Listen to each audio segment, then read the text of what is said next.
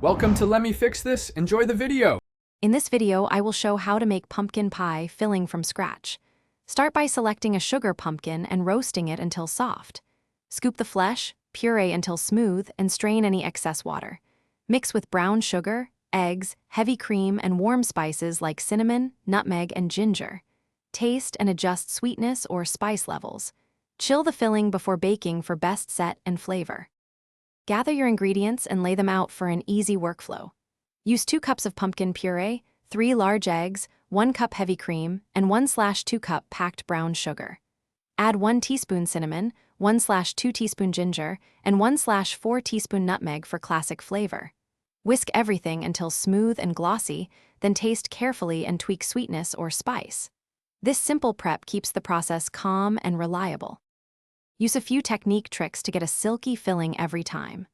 Whisk eggs with sugar until a bit frothy, then stir in pumpkin and spices. Temper the eggs by slowly adding warm cream so the mixture stays smooth.